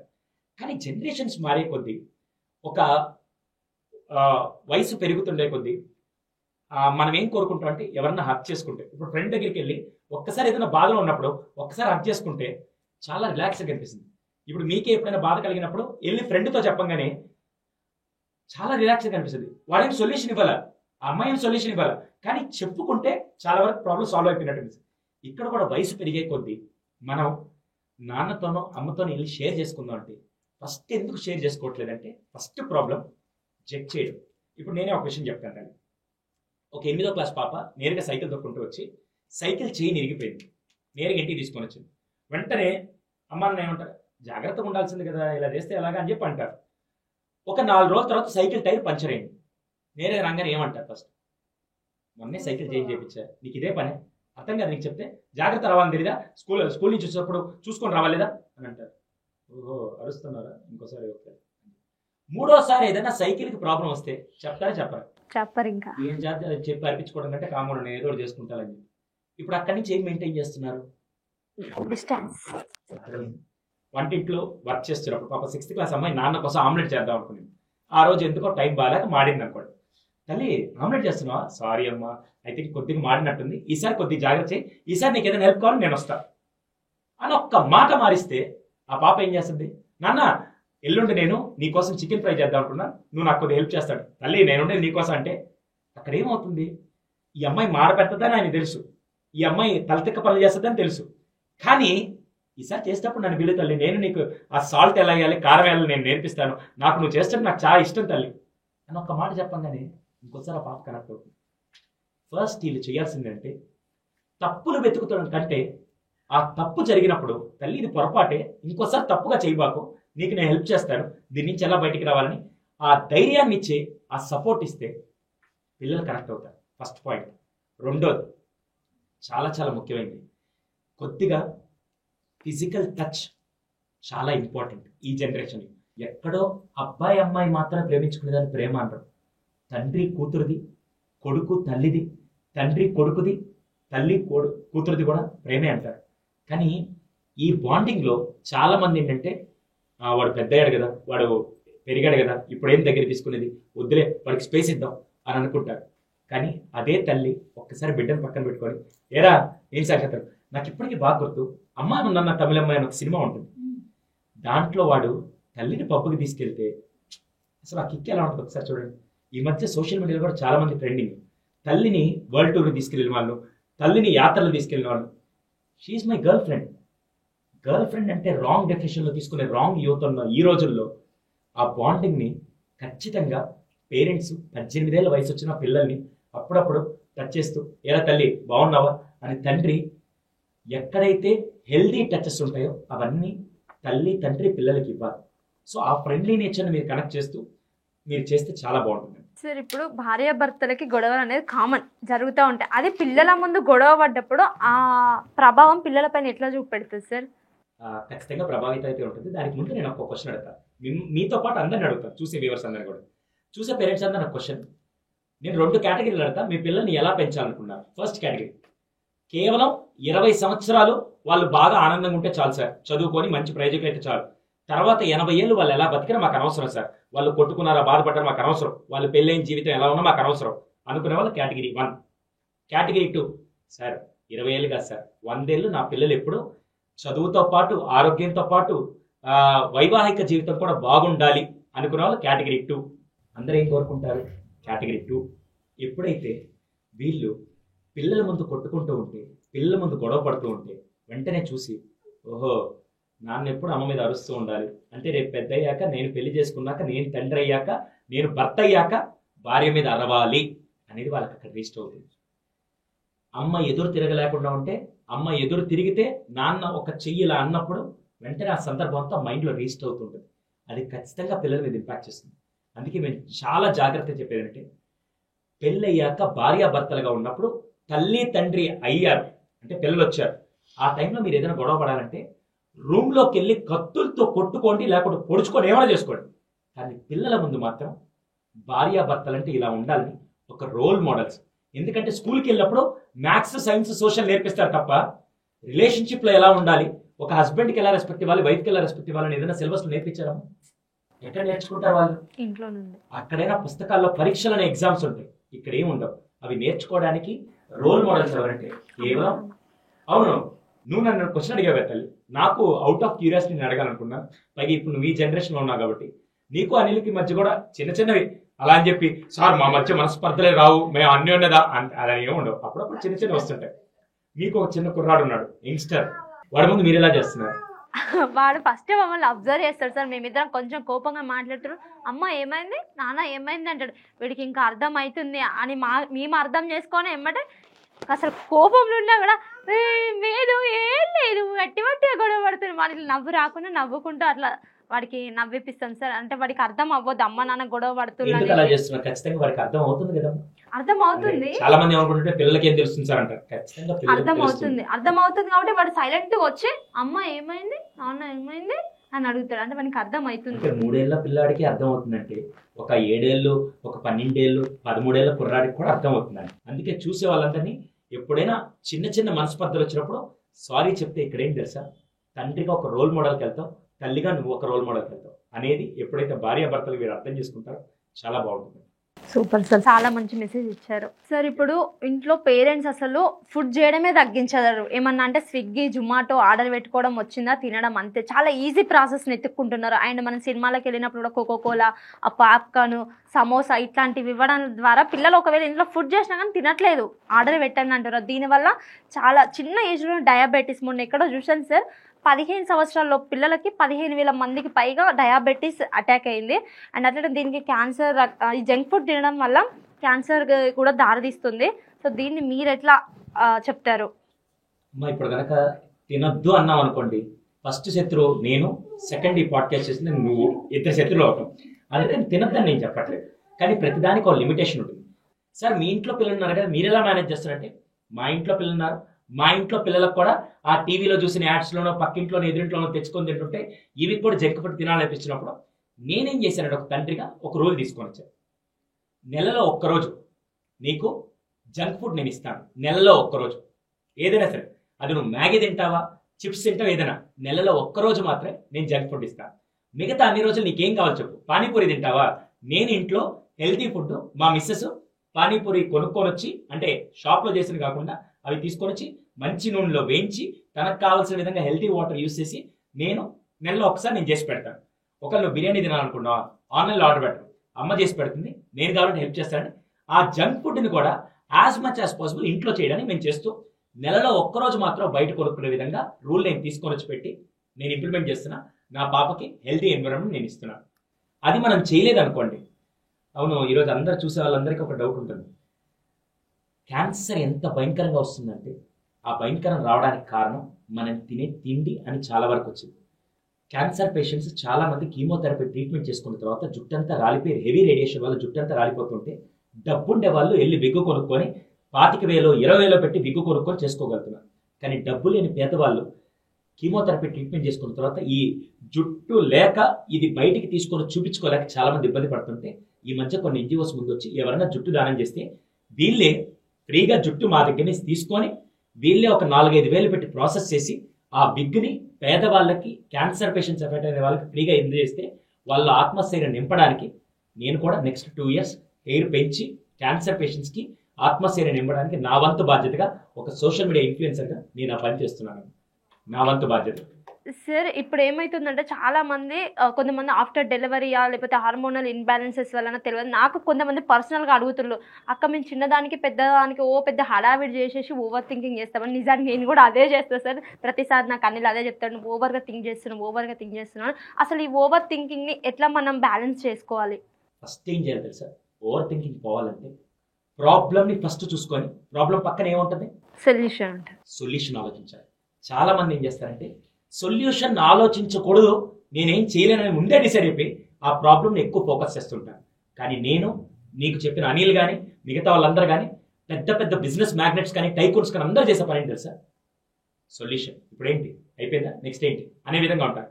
నేనైతే గోల్ని సొల్యూషన్ ఫోకస్ చేస్తాను తప్ప ఇక్కడ కూర్చొని నాకేందుకు వెళ్ళదు, నా జీవితం ఎప్పుడు లేదు అని చెప్పి ఇక్కడ అనుకుంటూ ఉంటే నీ జీవితం ఆడే ఉంటుంది తల్లి. అందుకే ఓవర్ థింకింగ్కి సొల్యూషన్ రిలయన్స్ సూపర్ మార్కెట్లోనో విజేత సూపర్ మార్కెట్లో ఉండదు. ఒకే ఒక సొల్యూషన్ ఏంటి తెలుసా, దీన్ని కాకుండా దాన్ని ఫోకస్ చేయండి. సో చూసలే కదా నన్ను అడిగిన నా ఫాలోవర్స్, ఇప్పుడు ప్రాబ్లం వచ్చినప్పుడు మీరు ప్రాబ్లమ్ని ఫోకస్ చేస్తారా లేకపోతే సొల్యూషన్ని ఫోకస్ చేస్తారా థింక్ చేసుకోండి, లేకపోతే మీ చుట్టుపక్కల ఉన్న వాళ్ళని అడగండి. సో పేరెంట్స్ ఏమో చదవకపోతే పిల్లలు ఏదో పిల్ల కోసమే చదువుకో అన్నట్టుగా చెప్తుంటారు సార్. పాపం వాడికేమో ఇష్టం లేకుండా చదువుతూ ఉంటాడు. ఇట్లాంటి వాళ్ళకి మీరేం సజెషన్ ఇస్తారు సార్? ఈ రోజుల్లో పేరెంట్స్ మార్కుల కోసం చేస్తున్నారు, కానీ పేరు పక్కన మాత్రం చదువు అయితే ఉండాలని నేను స్ట్రాంగ్ గా చెప్తాను. పేరు పక్కన లెఫ్ట్ సైడ్ లో ఉండేదాన్ని ఏమంటారండి? సార్ ఇంటి పేరు. ఎవరిచ్చారమ్మా? మన అమ్మ నాన్న. వాళ్ళకి ఎవరిచ్చారు? వాళ్ళ అమ్మ నాన్న. ఈ మధ్య రోడ్డు మీద ఎప్పుడైనా బాగా గొడవ జరగంగానే డబ్బుండే వ్యక్తి బాగా మంచి కారులో దిగి, అది వాడి వయసు 20-22 వయసు ఉంటుంది, వాడి కారులో దిగి నేను ఎవడు తెలుసా, మా నాన్న ఎవడు తెలుసా, నా బ్యాక్గ్రౌండ్ నేను తెలుసా అంటాడు. ఏం వాడు చెప్పే బ్యాక్గ్రౌండ్ వాళ్ళ నాన్నగారి పేరు ఆస్తి లేకపోతే వాడు వాల్యూ అంటాడు జీరో. అవునా? పేరు పక్కన లెఫ్ట్ సైడ్ లో ఇచ్చిన ఆస్తి, నాన్నగారు ఇచ్చిన ఆస్తి, తాతగారు ఇచ్చిన ఆస్తి అయితే పేరు రైట్ సైడ్ లో మనం సంపాదించే ఆస్తి, ఫస్ట్ ఆస్తి మాత్రం చదువు అమ్మ. కొంతమంది పిల్లలు ఉన్నారమ్మా, 200% నేను ఒప్పుకుంటాను. ఒక అబ్బాయి 9వ క్లాస్ మానేసి వాడు వెళ్ళి కొత్తగా ఇన్నోవేషన్ ఏదైనా చేయాలని చెప్పి దాని మీదే జాగ్రత్త పడుతూ చదివే వాళ్ళు చేసుకునే వాళ్ళు కొంతమంది ఉన్నారు. కొంతమంది నేను స్పోర్ట్స్ లోకి వెళ్తానని చెప్పి చదువు పక్కన పెట్టి స్పోర్ట్స్ మాత్రమే 24 గంటలు వర్క్ చేస్తూ డెడికేటెడ్ చేసేవాళ్ళు ఉన్నారు. ఇప్పుడు ఇలా ఏదో ఒక ధ్యానం మీద పని చేస్తున్నా అంటే వెల్ అండ్ గుడ్. ఈ రోజు నాకు ఎందుకు గౌరవం ఇస్తున్నారు, నేను ఏదైనా సెషన్కి వెళ్ళినప్పుడు నాకు ఎందుకు రెస్పెక్ట్ ఇస్తున్నారంటే నేను ఏ కార్లో దిగాను, ఏ బంగ్లాలో ఉన్నానని సెకండరీ, ఫస్ట్ నా పేరు పక్కన ఇచ్చేదాన్ని. సైకాలజిస్ట్ అని ఒక డిగ్రీని చూసి నాకు రెస్పెక్ట్ ఇస్తున్నాను. నేనే బెస్ట్ ఎగ్జాంపుల్ దాన్ని. ఆ రోజు మా నాన్నగారు 8వ క్లాస్ చదివేటప్పుడు సాయంత్రం 7:30 వరకు నా తండ్రి నాతో పాటు ఉన్నారు. 8:30కి మా నాన్న చనిపోయి 8:40కి ఆయన శవం ఇంట్లో ఉంటే ఆ రోజు నా కుటుంబంతో రోడ్డు మీద ఉంది. ఆ రోజు నాకు 2 ఆప్షన్ ఉన్నాయి. ఒకటి, ఏ మెకానిక్ షాప్కో ఏదో ఒక చిన్న పనికి వెళ్ళి చదువు మానేసి పనికి వెళ్ళిపోయి ఉంటే ఈరోజు ఆ పనిలో ఉండి అక్కడే ఉండిపోయేవాడు. ఆ రోజు ఎవరు రెస్పెక్ట్ ఇచ్చేవాళ్ళు కాదు, పక్కనుండే బంధువులు కూడా ఏ రోజు నా కుటుంబానికి రెస్పెక్ట్ ఇచ్చేవాళ్ళు కాదు. కానీ ఆ రోజు నేను 2వ ఆప్షన్ ఇచ్చుకున్నాను. ఆ రోజు నుంచి 10 సంవత్సరాలు కుక్క కంటే హీనంగా, గాడిద కంటే హీనంగా ఉదయం పూట కాలేజ్కి వెళ్తూ సాయంత్రం పూట మా అన్న ఇంటర్నెట్ షాపు, నేను బట్టల షాపు పనిచేస్తూ ఆ పేరు పక్కన చదువు తీసుకురాబట్టి ఈరోజు ఎవరెవరైతే ఆ రోజు రెస్పెక్ట్ ఇవ్వకుండా వెళ్ళిపోయారో వాళ్ళే నా అపాయింట్మెంట్ కోసం ఎదురు చూసే స్థాయికి నా తలరాత మార్చింది ఒక్క చదువు మాత్రమే కాదు. దయచేసి అందరికీ చెప్పేది ఏం తెలుసా, నాన్నగారు సంపాదించిన ఆస్తి నాన్నగారిది, నాన్నగారి వారసత్వంగా వచ్చిన గౌరవం నాన్నగారిది, మనదేంటి? అమ్మ, ఇప్పటికీ నేను ఒక విషయం అడుగుతాను తల్లి, చూసే వాళ్ళందరూ నాకు క్వశ్చన్ అడతాను. ఎంతమంది మీ అమ్మా నన్ను ఎప్పుడైనా రాత్రిపూట పడుకునేటప్పుడు ఎప్పుడైనా వచ్చి క్వశ్చన్, అరే ఆ రోజు మేము ఇంకొద్దిగా ఎక్కువ చదువుకొని ఉంటే ఈ రోజు మన భవిష్యత్తు బాగుండేదని ఎంతమంది అనుకొని ఉంటారని నువ్వు అనుకున్నావు తల్లి? ఖచ్చితంగా ఇప్పుడున్న జనరేషన్ అయితే ప్రతి పేరెంట్ అనుకుని ఉంటారన్న. కానీ ఇక్కడ చాలా మంది పిల్లలు ఎందుకు చదవలేకపోతారు అంటే పక్కన ఇన్ని డిస్ట్రాక్షన్స్ వచ్చేసరికి వాళ్ళకి చదువు మీద ధ్యాస రావట్లేదు. అలాంటి వాళ్ళందరికీ నేను ఒకటి కోరుకుంటాను, ఉదయం పూట స్కూల్కి వెళ్ళరండి, ఉదయం పూట కాలేజ్కి వెళ్ళరండి, సాయంత్రం వచ్చాక నీకు ఏది నచ్చుతుందో ఆ పనిలోకి వెళ్ళి. ఇప్పుడు మా ఫ్రెండ్ ఒక అబ్బాయి ఉన్నాడు, మా ఫ్రెండ్ వాళ్ళ కజిన్ వాళ్ళ అబ్బాయి, వాడికి చదువు అంటే ఇష్టం లేదు, కానీ పేరు పక్కన చదువు ఉండాలని చెప్పి ఇప్పుడు నేను ఏం చేసేవాడంటే సాయంత్రం పూట వెళ్ళి, ఉదయం పూట కాలేజ్కి వెళ్ళి వచ్చేవాడు, సాయంత్రం పూట వెళ్ళి వీడియో ఎడిటింగ్ కోర్స్ నేర్చుకొని యానిమేషన్ ఇవన్నీ చేసుకుంటున్నాడు. నేను అడిగా, అరే నువ్వు డైరెక్ట్గా యానిమేషన్ చేసుకోవచ్చు అంటే వాడు నాకు చెప్పిన సమాధానం ఏంటి తెలుసా? అన్నా, నేను చదువు లేకుండా యానిమేషన్ చేశాను అనుకో, నాకు ఇచ్చే జీతం ఒక 20,000 అనుకోండి. నేను చదువుకొని ఏదైనా ప్రొఫెషనల్ డిగ్రీ చేసుకొని యానిమేషన్ నాకు వచ్చని తెలిస్తే నాకు వచ్చే జీతం 60,000 ఉంటుంది. ఇప్పుడు 20,000 ఆగిపోమంటే 60,000 ఆగిపోమంటారు. అంటే చదువు తర్వాత నేర్చుకునే స్కిల్ వల్ల భవిష్యత్తు బాగుంటుంది. సార్, ఇప్పుడు మీరే అన్నారు చదువు ఇంపార్టెంట్ అని. చాలా మంది తల్లిదండ్రులు చదువుతో పాటు ర్యాంకులు, మార్కులు ఇంపార్టెంట్ అని పిల్లలు చాలా ఒత్తిడి, స్ట్రెస్ గురి చేస్తున్నారు సార్. దాని వల్ల పిల్లలు ఆటోమేటిక్ గా సూసైడ్, అనుకున్న మార్కులు రాకపోతే అమ్మ వాళ్ళు తిడతారేమో, పేరెంట్స్ తిడతారేమో అనేసి సూసైడ్ దాకా వెళ్ళిపోతున్నారు మెంటల్ గా. సో వాళ్ళు మెంటల్ గా అట్లా అవ్వకుండా మీరు వాళ్ళకి ఎలాంటి సజెషన్ ఇవ్వగలుగుతారు? ఇక్కడ పేరెంట్స్ ఫస్ట్ నుంచి ముందు నుంచి ఏం చెప్పాలంటే, ముందు నుంచి వాతావరణంలో ఆత్మహత్యలు తగ్గించే దాంట్లో ఉండేది ఇద్దరు ఛాన్స్ లో ఉంది. ఒకటి పేరెంట్స్, రెండోది సమాజం. పేరెంట్స్ దృష్టిలో ఏంటంటే, ఈసారి ఏదైనా పొరపాట్లు ఏదైనా జరిగాయి అనుకో, లాస్ట్ టైం నీకు 60 వచ్చాయి, ఈసారి 55 వచ్చినట్టున్నాయి, కొద్దిగా ట్రై చేయి, ఏదైనా నేను హెల్ప్ కావాలంటే నేను హెల్ప్ చేస్తాను అనే విధంగా ఉండాలి. కానీ అవునా ఇంకా దేనికి పనికిరావు, నువ్వు వేస్ట్, నీకు మార్కులు రావు, నీకు చదువు రాదు, నీకు దండగా, నీకు తిండి పెట్టడం దండగా అనే డైలాగులు వస్తున్నప్పుడు వాడికి ఏమనిపిస్తుందంటే, అంటే నిజంగా నేను బ్రతకడం దండగా, అంటే నిజంగా నేను లేకపోతే వీళ్ళు ఆనందంగా ఉంటారు కదా అనే విధంగా వాడి ఆలోచన రాకూడదు. ఆ ఆలోచన మైండ్లోకి వెళ్ళకూడదంటే ఇక్కడ మనం పంపించే విధానం మార్చాలి. సెకండ్ది, ఎప్పుడైనా ఎవరన్నా ఫంక్షన్లో కలవంగానే ఎరా ఎంత ర్యాంక్ వచ్చింది ఎరా అనే డైలాగును సగం బంధువర్గం నుంచి, సగం సొసైటీ నుంచి ఆగితే, ఏ స్కూల్లో చదివిస్తున్నావు, ఎంత మార్కులు వచ్చాయి, అలా కాదు, మనం ఏం చదువుతున్నాం, ఇంటర్మీడియట్ బాగా చదువుతున్నావు, వెరీ గుడ్, బాగా చదువుకో, అంతే, అలా ఉండాలి తప్ప ఏ ర్యాంక్ వస్తుంది, ఏ ర్యాంక్ వస్తే నువ్వేమో కూడు పెడుతున్నావు వాడికి, నువ్వేమో చదివి లేదు కదా. ఆ సొసైటీ నుంచి కూడా ఆ బార్డర్స్ తగ్గించాలి. ఈసారి సూసైడ్ చేసుకోవాలనుకుంటే నాకు ఒక ఆయన ఏం చెప్పాడు తెలుసా, ఒరే నువ్వు సూసైడ్ చేసుకోవాలంటే దయచేసి ఒక పని చేయి, సూసైడ్ చేసుకుందాం డిసైడ్ అయినా అనుకో, ఈసారి సూసైడ్ చేసుకోకుండా నేరుగా దేశం దగ్గరికి వెళ్ళి, దేశ సంరక్షణలోకి వెళ్ళి, ఒక సోల్జర్ లాగా బతికి శత్రు దేశాల మీద గెలిచి పోరాడి గొప్ప సైనికుడిగా వెనక్కరా. నిజంగా చనిపోయేది ఎందుకు, బిల్డింగ్ మీద దూకి చచ్చిపోతే ఏం చేస్తాం, ఆ చనిపోయేది దేశం కోసం చనిపోదరా అనే విధంగా ఒక ఆయన స్లోగన్ ఇస్తే, రాజస్థాన్ కోటాలో కొంతమంది నీట్ చదువుకున్న విద్యార్థులు, ఇదేదో బాగుందిరా, నేను ఆత్మహత్య చేసుకోను కానీ నాకు ఈ డాక్టర్ ఎక్కట్లేదు, నేను చదవలేకపోతున్నా, చనిపోవాలన్న పొజిషన్లో ఆయన డైలాగ్ విన్న తర్వాత వెళ్దాం సోల్జర్కి వెళ్తే, ఆ అబ్బాయి సోల్జర్కి వెళ్ళి ఈరోజు ఒక మేజర్ కమాండర్గా దేశాన్ని సంరక్షణ పరుస్తూ, ఆయన ఇంటర్వ్యూలో ఆయన చెప్పిన విషయం తెలుసా, నేను ఒకరోజు చనిపోదాం అనుకున్న టైంలో ఒక వీడియోలో ఒక ఆయన చెప్పాడు, ఒరే చనిపోదాం అంటే బిల్డింగ్ మీద దూకడం కాదు, దేశం కోసం చనిపోదాం అని పిలిస్తే, ఆ రోజు నేను వెళ్ళి సోల్జర్లోకి వెళ్తే ఈరోజు మేజర్ కమాండర్గా నా కింద కొన్ని వేల మంది సోల్జర్స్ని సమాజాన్ని కాపాడే స్థాయికి నేను తీసుకొచ్చాను. అంటే ఆత్మహత్య చేసుకుంటే ఈరోజు నా ఫోటో ఎవడు గుర్తుపెట్టుకున్నాడు కాదు, ఈరోజు నేను దేశాన్ని నిర్మించే పొజిషన్లో ఉన్నాను. అలా కనుక ప్రతి స్టూడెంట్ ఆలోచించగలిగితే definitely we can reduce suicides అండి. అనిల్ చెప్తూ ఉంటాడన్న, నాకు ఎప్పుడు ఒక వాడు ప్రేమ ఉండాలి ఎవరి మీద అన్న, కానీ పిచ్చి ప్రేమ ఉండొద్దు అని. సో దాన్ని మీరు ఎట్లా చెప్తారు, ఎట్లా వర్గీకరిస్తారు? ప్రేమ ఉండాలా, అతి ప్రేమ ఉండాలా, ఉండకూడదా? నిజంగా ప్రేమ అంటే అర్థం ఏంటి తెలుసా? నిజంగా ప్రేమ అంటే అర్థం ఏంటంటే, తల్లిదండ్రులు చూపించే దాన్ని నిజమైన ప్రేమ ఎందుకు అంటారు, అబ్బాయి అమ్మాయి మాట్లాడుకునే దాన్ని ఎందుకు నిజమైన ప్రేమ అని ఎందుకు చాలా మంది మాట్లాడరు అంటే, తల్లిదండ్రులు చూపించే ప్రేమలో కొడుకు తప్పు చేసినా, కూతురు తప్పు చేసినా ఎంత వీలైతే అంత కంఠంలో పెట్టుకొని తప్పుల్ని దిగమింగి వాళ్ళు ఆనందంగా ఉండాలని కోరుకుంటూ, వాళ్ళు వెన్నుపోటు పొడవాలని చూసినా, తల్లి పాలు తాగి తల్లి రొమ్మునే చేయాలని చూసినా కూడా ఆ కఠినత్వాన్ని తట్టుకొని మరి ఇచ్చేదాన్ని ప్రేమ అంటారు. ఇక్కడ వీళ్ళు ఎప్పుడైతే వదిలి వెళ్ళిపోతారో వెంటనే మనం ఏం చేస్తామంటే, నెక్స్ట్ టైం నేను ఆత్మహత్య చేసుకుంటా, లేకుంటే ఆమె చంపేస్తా, ఆయన్ని చంపేస్తా, వాళ్ళ జీవితం నాశనం చేస్తా అని అనుకునేదాన్ని ప్రేమ అన్నాడు. నాకు తెలిసినంత వరకు ప్రేమ అంటే ఒకసారి వర్కౌట్ అవ్వట్లేదు అంటే పర్లేదు, నువ్వు నన్ను వద్దనుకుంటున్నావు, అలా అని చెప్పి నేను నా లైఫ్ని ఎండ్ చేసుకోవాలనుకోవట్లేదు, ఎక్కడో మన ఇద్దరికి మ్యాచ్ అవ్వట్లేదు అని చెప్పి నువ్వు ఎక్కడున్నా బాగుండాలి. ఎందుకంటే ప్రేమించినప్పుడు, తనని యాక్సెప్ట్ చేసినప్పుడు, వద్దు అనుకున్నప్పుడు కూడా తను ఎక్కడైనా ఆనందంగా ఉండాలని కోరుకునే వ్యక్తే నిజంగా ప్రేమించినట్టు. అంతేగాని ఆమె లేకపోతే నేను చచ్చిపోతానంటే అసలు అది ప్రేమే కాదు. 200% దీన్ని నన్ను ట్రోల్ చేసినా పర్లేదు. ఎందుకో తెలుసా, ఈ ప్రేమను అర్థం చేసుకొని ఎవరితో ఎక్కువ అటాచ్ అవ్వకూడదని.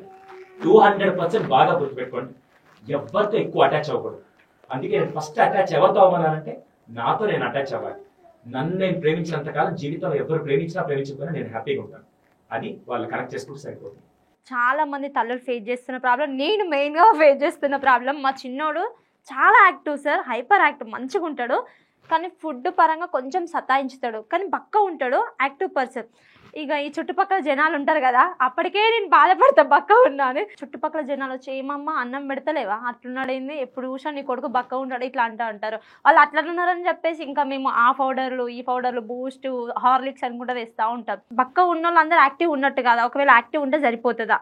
ఈసారి అడిగితే ఎవరన్నా ఏమో అన్నం పెట్టలేదంటే లేదు సార్ నేను పెట్టలేకపోతాను, మీరు ఇంటికి తీసుకెళ్ళి రోజు ఫీడ్ చేసి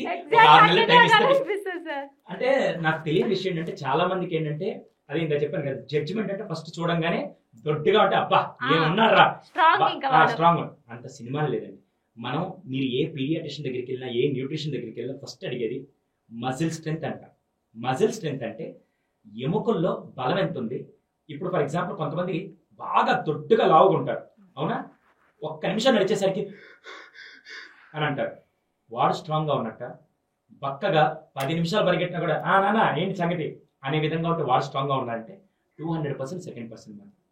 ఎప్పుడు కూడా తల్లికి అత్యంత బాధ కలిగించే విషయం ఏంటంటే పక్కన వాళ్ళు వచ్చి ఏమ్మా మీ వాడికి కరెక్ట్గా తినట్లేదా, మీ వాడికి కరెక్ట్ పెట్టట్లేదా అనే డైలాగ్ వచ్చినప్పుడు ఆ తల్లికి ఆ సినిమాలో కత్తి కనుకుంటే వాడి పేకలు నడిపి వాడి చేతిలో పెట్టాలి అనిపించే విధంగా అనిపిస్తుంది. ఖచ్చితంగా ఇది ప్రతి తల్లికి ఉంటుంది. ఫస్ట్ మీరు ఒక తల్లిగా కానీ ఒక తండ్రిగా కానీ ఒక ఫ్యామిలీకి మీరు చూడాల్సింది ఉదయం నుంచి సాయంత్రం దాకా వాడు యాక్టివ్గా ఉండి, వాడు హెల్దీగా ఉండి, వాడు చాలా జోష్ఫుల్గా రెస్పాన్స్ ఇస్తూ ఉన్నాడు అంటే మాత్రం ఈజ్ ఏ హెల్దీ కిడ్.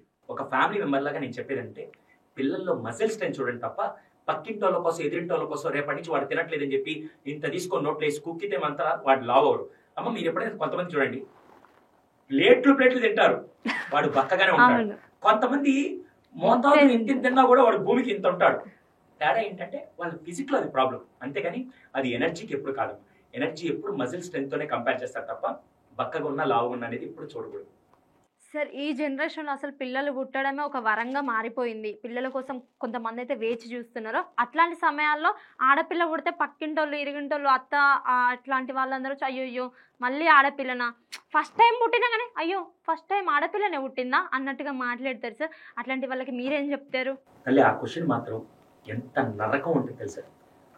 9 నెలలు బిడ్డని మోసి పురిటినొప్పులు తట్టుకొని తను చనిపోతానని తెలుసుకోవడం, ఒక్కసారి బిడ్డకి జన్మనిచ్చి తనివి తీరా బిడ్డను చూసుకొని మురిసిపోతున్న ఆ టైంలో పక్కింటి వాళ్ళు ఎదిరింటి వాళ్ళు బంధువర్గం అందరూ వచ్చి అయ్యో అమ్మాయి పుట్టిందా అంటే అది ఏమన్నా శాపమా? అసలు ఎంతమంది మీరు అన్నట్టు పిల్లలు లేకుండా బాధపడుతుంటే దానికి నేనే ఎగ్జాంపుల్ అమ్మ. నాకు పెళ్ళయింది, అన్యోన్యమైన దాంపత్యం, భార్య అంతా బాగానే ఉంది. నేను అతి చిన్న వయసులో చాలా అవార్డ్స్ గెలుచుకున్నప్పుడు అందరూ వచ్చి అరే సుధీర్ నువ్వు అదృష్టవంతురా అంటుంటే అప్పుడు నేను ఒకటే నమ్మాను. ఎంతమంది ఈ సామెత విన్నారు? తెలుగు భాషలో నాకు నచ్చని దరిద్రపు సామెత ఒకటి ఉంటే ఇదే. అదేంటంటే అబద్ధాలు చెప్తే ఆడపిల్లలు పుడతారు. విన్నావు మనం కూడా? విన్నాం. అవునా? నేనేం నమ్ముతాను తెలుసా, అరే పిచ్చి జనాలరా, అబద్ధాలు చెప్తే ఆడపిల్లలు పుట్టడం కాదు, అదృష్టం ఉంటేనే ఆడపిల్లలు పుడతారు. మీరందరూ నన్ను అదృష్టవంతులు అంటున్నారు కదా, నా భార్య 9వ నెల గర్భిణి. ఆ టైంలో నేను నా ఫ్రెండ్స్ కూడా చెప్పిందంటే ఒరే మీరందరూ నన్ను అదృష్టవంతులు అంటున్నారు, అవార్డులు తీసుకుంటే అదృష్టవంతులు నేను నమ్మను, నిజంగా నా తలనాథ మీద అదృష్టం రాసుంటే నాకు కూతురే పుడుతుందని చెప్పాను. God has blessed me with baby girl. అప్పుడు నేను నమ్మాను, నేను అదృష్టవంతుని. నిజంగా సార్ మీరు చెప్తుంటే నేను ఎమోషనల్గా చాలా కనెక్ట్ అవుతున్నాను. నాకు నిజంగా కళ్ళలోకి నీళ్ళు వస్తున్నాయి. మేము కూడా ముగ్గురం ఆడపిల్లలము. నేను ఇంకా అందరూ ఇంకా చిన్న నేను కొడుకు పుడతా కావచ్చు, అమ్మకి ఇంకా ఏదో మందు కూడా తాగిపించారట అబ్బాయి పుడతారని. అయినా కానీ నేను అమ్మాయినే పుట్టాను. చాలా మంది ఇంకా వద్దు అనుకున్నారట, ఇంకా ఇట్లా వేరే వాళ్ళకి ఇచ్చేద్దాం అన్నట్టుగా అనుకున్నారట. కానీ ఇప్పుడు మా ఫ్యామిలీలో అందరూ ఇప్పుడు మా వల్ల మా అమ్మ నాన్న టీవీలో కనిపించడం, అసలు చాలా హ్యాపీనెస్. ఎవరైతే ఫ్యామిలీలో వద్దు అనుకున్నారో వాళ్ళ వల్ల ఈరోజు అమ్మ నాన్న చాలా హ్యాపీగా ఉన్నారు. అసలు నన్ను ఇప్పుడు అందరూ అంటారు అసలు వద్దు అనుకోగా పుట్టిన పిల్లవి ఇప్పుడు చూడు ఎంత మంచి స్థాయిలో ఉన్నావని. నిజంగా ఆడపిల్లని వద్దనుకున్న వాళ్ళైతే వరస్ట్ విధవలు. Very good. ఈ రోజు ఆ రోజు మీ నాన్నగారి దగ్గరికి వచ్చి ఎవరెవరైతే అంటే చెప్తున్నట్టు ఏమంటారు, నేను మీ అన్నయ్యగా చెప్తున్నాను, ఆ రోజు మీ నాన్నగారి దగ్గరికి ఎవరైతే వచ్చి అరే ఆడపిల్ల పుట్టిందా, నీకు ముగ్గురు ఆడపిల్లల అని ఎత్తి పొడుస్తున్నప్పుడు ఆ తండ్రికి ఏం చేయని నిస్సహాయ స్థితిలో ఆ తండ్రి ఉన్న ఆ రోజు తలదించుకున్నాడు.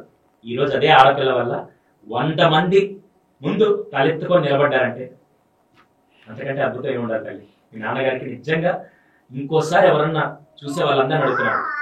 కన్నది వాళ్ళు, పెంచేది వాళ్ళు, పోషించేది వాళ్ళు, సమాజాన్ని నడిపించాల్సింది వాళ్ళు. రేపు పిల్లలు పుట్టిన తర్వాత వెళ్ళి వీలైతే 2 బ్రెడ్ ప్యాకెట్లు ఇచ్చి 2 చూసి పళ్ళు ఇచ్చి వాళ్ళకి ధైర్యాన్ని నింపిరండి తప్ప వెళ్ళి కాపుల్లా గద్దల్లాగా మాత్రం పొడవకండి. ఎందుకంటే చూసేది పెంచేది నువ్వు కాదు, వాళ్ళ కుటుంబం చూసుకుంటారు.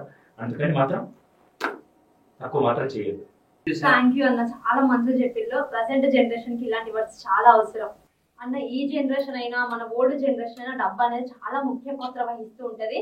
కానీ ప్రజెంట్ ఉన్న జనరేషన్ లో ఏమన్నా అంటే ఫోన్ పే, అన్న ఫోన్ పే, అన్న ఫోన్ పే, మేమైతే అసలు ఇంత చిన్న డబ్బులే ఉన్నాయన్న. సో దీని వల్ల మనం ఎంత సంపాదిస్తున్నాం, ఎంత ఖర్చు పెడుతున్నాం అనే విషయమే తెలుస్తలేదు. ఒకప్పుడు మనం ఏదైనా కొనుక్కోవాలి అంటే మన అమ్మ నాన్న మనకు ₹1 ₹2 ఇచ్చేటప్పుడు ₹2 ఇచ్చి రూపాయి కొనుక్కొని రూపాయి సేవ్ చేసుకోవాలనేటట్టుండే. కానీ ఇప్పుడు ఫోన్ పేలలో ఎంత ఉంటే అంతే. సో దీని వల్ల పిల్లలకు అసలు డబ్బు వాల్యూ తెలుస్తలేదన్న. పిల్లలకు డబ్బు యొక్క విలువ ఎట్లా తెలపాలి? ఈ క్వశ్చన్ నేను ఆన్సర్ చేసే ముందు నీతో పాటు వ్యూవర్స్ అందరినీ కొన్ని క్వశ్చన్స్ అడుగుతా. దాంట్లో మీకు మొత్తం లాజిక్ తెలుసు. ఫస్ట్ క్వశ్చన్, కరోనా తర్వాత అంతకుముందు గూగుల్ పే, ఫోన్ పే వెళ్ళినప్పుడు ఖర్చులు అన్ని ఎంత పెడుతున్నాం ఎంత అని లెక్క ఉండేది. కరోనా తర్వాత గూగుల్ పే, ఫోన్ పేలు వచ్చాక ఖర్చులు పెరిగాయని నేను అంటాను. ఎంతమంది ఒప్పుకుంటారు? డబ్బులు ఎక్కువ ఖర్చు పెడుతున్నాం నేను అంటాను. ఎంతమంది ఒప్పుకుంటారు? Right are wrong? అందరూ ఖర్చు పెట్టేస్తాను.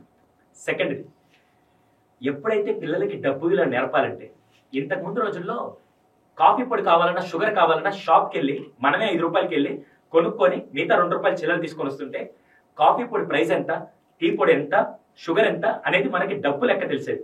ఫస్ట్ పిల్లలకి ఏం చేయాలి తెలుసా? నేను చేసే ఫస్ట్ పని చెప్తాను. నేను అప్లై చేసే పాయింట్ మీ అందరికీ చూస్తాను. నేను ఎప్పుడు డబ్బులు క్యారీ చేస్తాను. నా పాపని తీసుకెళ్ళినప్పుడు ఎప్పుడు కూడా గూగుల్ పే, ఫోన్ పేలు వాడిని. ఎందుకు అంటే నేను గూగుల్ పేలో ₹100 కట్టేస్తూ ఉంటే నేను ఎంత కడుతున్నానో పిల్లలకి తెలిసేది కాదు. నేనేం చేస్తాను తెలుసా? ఇప్పటికీ పెద్ద పెద్ద సూపర్ మార్కెట్లకు వెళ్ళి కొన్నిసార్లే కొంటాను తప్ప మిగతా టైం అంతా కూరగాయలు కొనేటప్పుడు నా బిడ్డ తీసుకెళ్తాను. నా బిడ్డ 6 సంవత్సరాలు. నేను ప్రతిదీ రూపాయి తన ముందు ఇస్తున్నప్పుడు మొన్న 2 నెలల క్రితం ఒక అద్భుతం ఏంటి తెలుసా? నేను పైనాపిల్ తనకి ఇష్టం, పైనాపిల్ కొనడానికి వెళ్ళినప్పుడు తనే అడిగింది, అంకుల్ పైనాపిల్ అంటానంటే ఆయన ₹100 అని అడిగాడు. 100 వద్దు వెళ్దాం పాలని. ఎందుకు తల్లి అంటే ₹100 చాలా ఎక్కువ డాడీ, ₹50 అయితే కొనొచ్చాను. ఇప్పుడు నాకు ఇంకా అంతకంటే ఏం కావాలి? తనకి రేపు లెక్కలు వచ్చినా రాకపోయినా పర్లేదు, సైన్స్ వచ్చినా రాకపోయినా పర్లేదు. డబ్బులను ఎలా నేర్పిస్తున్నా అంటే ₹50 నోటు, ₹100 నోటు పాప ముందు నేను ఖర్చు పెడుతున్నప్పుడు ఎంత ఖర్చు అవుతుందో నేను నేర్పిస్తున్నా ఫస్ట్. రేపు తను 2nd క్లాస్ 3rd క్లాస్ రాగానే ఇంటి ఖర్చులు ఎంత అవుతుందో తన చేత రాయిపిస్తూ ఉంటే అప్పుడు పిల్లలకి వాల్యూ తెలుస్తుంది. ఇప్పుడు ఈ ఫైనాన్షియల్ వాల్యూ మీరు నేర్పకపోతే రేపటి రోజున ₹1,00,00,000 ఇచ్చిన 5 నిమిషాలు కరిగించే బ్యాచ్ నెక్స్ట్ రెడీగా ఉంటారు. దయచేసి పిల్లలకి డబ్బు ఇలా ఎలా నేర్పాలంటే రోజు పిల్లల ముందు ఖర్చు పెట్టే వరకైనా సరే వీలైనంత వరకు ఎంత ఖర్చు పెడతానో, ఏం ఖర్చు పెడతానో, ఎంత అవుతుందని డబ్బులు వాళ్ళ ముందు తీసి ఖర్చు పెట్టే విధంగా చేయమని నేను ఇచ్చే బెస్ట్ సజెషన్. సార్ మీరు చెప్పిన దానిలో నేను నాకు తెలియకుండానే కొన్ని పాటిస్తున్నాను. మొన్నే మా చిన్నోడితో కొన్ని ₹10 నోట్లు, ₹5 కాయిన్స్, ₹10 కాయిన్స్ అట్లా కొన్ని తెచ్చి ఇది ఇంత అనుకుంటా ఆ గల్ల గురిగి ఉంటుంది చూడండి సార్, అందులో వేయించాను. అంటే వాడికి సేవింగ్ చేయాలి, డబ్బులు ఎవరన్నా ఇస్తే సేవింగ్ చేసుకోవాలి ఖర్చు పెట్టకుండా అనే ఒక పాయింట్ అయితే నేర్పించాను. నాకు చాలా హ్యాపీగా ఉంది అసలు. సార్ చాలా మంది టైం మేనేజ్మెంట్ అంటూ ఉంటారు. అసలు ఈ టైం మేనేజ్మెంట్ అంటే ఏంటి? టైం గురించి ఒక పాట కూడా ఉంది, అది విన్నప్పుడు అలా గూస్ బంప్స్ వస్తూ ఉంటాయి, ఏదో చేయాలి, ఏదో పొడి చేయాలన్నట్టు. ఆ పాట అంటే నాకు చాలా ఫేవరెట్ పాట. ఒక 2 లైన్స్ వాడతా సార్. కాలం నీతో నడవదు, నిన్నడిగే ముందుకు సాగదు, సంకల్పం ఒకటే చాలదు, దానికి సమయమే కదరా ఆయుధం. అంటే సమయం దేనికైనా ఆయుధం, వెళ్ళిన సమయం మళ్ళీ వెనక్కి తిరుగు రాదు మీకోసం అన్నట్టుగా ఉంది ఈ సాంగ్. సో టైం మేనేజ్మెంట్ని ఎట్లా సెట్ చేసుకోవాలి సార్? ఏం లేదు, సింపుల్ ప్రయారిటీ అన్నమాట. మేము టైం మేనేజ్మెంట్ ఏంటంటే నా ప్రయారిటీ అంటే ఇప్పుడు ఫర్ ఎగ్జాంపుల్ నీకు ఇక్కడ నీకు 2 ఆప్షన్స్ వచ్చేది.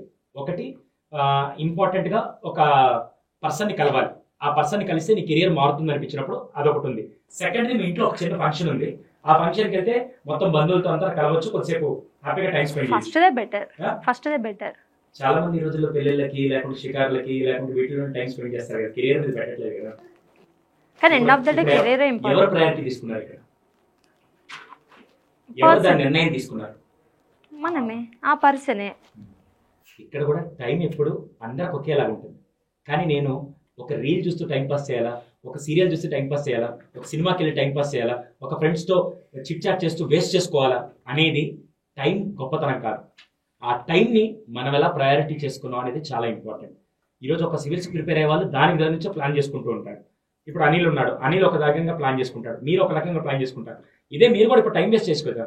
మీరు కూడా హ్యాపీగా ఇవేమీ చేయకుండా ఇప్పుడు మీకంటూ బొటిక్ కానీ మీకంటూ ఒక ఐడెంటిటీ కావాలని చెప్పి మీరు దానికోసం తాపత్రయపడుతూ ఒక పిల్లాన్ని మేనేజ్ చేస్తూ మిగతా టైం అంతా బ్యాలెన్స్ మీరు ఎలా చేసుకుంటున్నారు? ఆ ప్రయారిటీని మీరు చెక్ చేసుకున్నారు, ఆ ప్రయారిటీ మీరు సెట్ చేసుకున్నారు.